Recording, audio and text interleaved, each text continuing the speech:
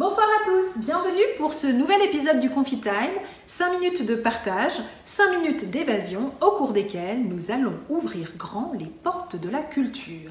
Au programme de ce Confi Time qui nous trouve à nouveau assignés à résidence, des portes dont je vous donnerai les clés.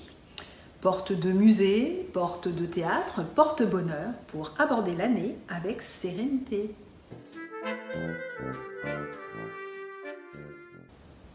Dans toute l'histoire de la peinture, de Masaccio à Matisse, de Vermeer à Vuillard, les artistes ont joué avec les portes à la symbolique manifeste et mystérieuse. La porte, qui sépare deux endroits, deux univers, deux mondes, la réalité et le rêve, la vie et la mort, porte qui isole, mais qui, dans le même temps, est le lieu de passage de l'un à l'autre et dont le seuil découpe le temps, l'avant et l'après son franchissement. Bref, la porte est intimement liée à notre vie, elle en sépare le côté privé de son aspect public. On comprend dès lors l'importance que peut prendre sa représentation dans un tableau, qu'elle soit inconsciente ou parfaitement réfléchie. Je vous propose ce soir un focus sur la Chambre rouge que le peintre Félix Vallotton a réalisé en 1898.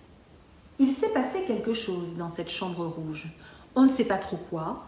On arrive juste après un événement.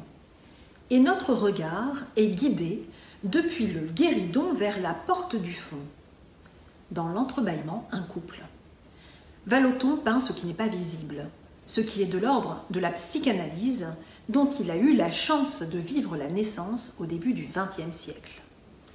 La Chambre rouge, c'est la lumière sur un couple, mais c'est surtout vraiment ce que Hitchcock aurait pu filmer dans Vertigo. On pénètre dans le cœur de quelqu'un et on se dirige vers quelque chose qui est très noir et qui ressemble un peu au noir de la cheminée. Derrière la porte se trouve vraisemblablement un au-delà que je vous laisse sonder. Porte close, chambre muette et rougie par le désir qui ne s'avoue, voilà bien à peu près le programme que Musset réinvestit dans une petite pièce méconnue que j'ai choisi de vous présenter ce soir dans la rubrique M'as-tu lu ? Un jour mon cœur s'est pris à ton cœur et ça m'a fait une douleur comme si je m'étais pris les doigts dans la porte du salon, celle du balcon et j'avais mal et depuis je n'ai plus le moral. Pauvre Alfred, en but à la mésestime de ses contemporains, Hugo et Baudelaire n'auront pas de mots assez durs pour dire leur mépris de ce dandy fainéant. On le bout de théâtre, qu'à cela ne tienne, il écrira pour être lu du théâtre dans un fauteuil. Et le voilà, qui ouvre son salon pour de petits spectacles intimes destinés à être joués derrière un paravent.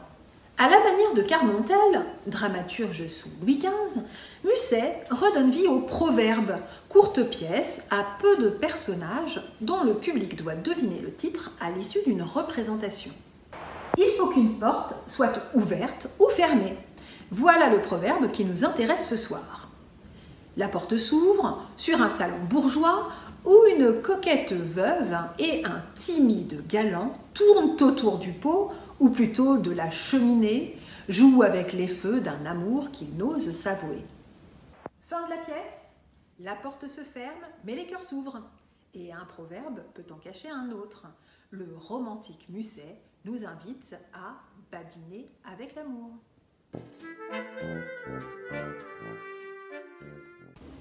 Quittons-nous ce soir avec le petit verre qui fait du bien à consommer sans modération. Verre porte-bonheur que l'on doit à Gérard de Nerval. Le bonheur cache toujours sa porte. Un caprice le donne, un caprice l'emporte, écrit-il dans Le chariot d'enfant. Puissions-nous porter un toast à nos bonheurs réinventés et à la semaine prochaine pour un Confi Time de compte à rebours.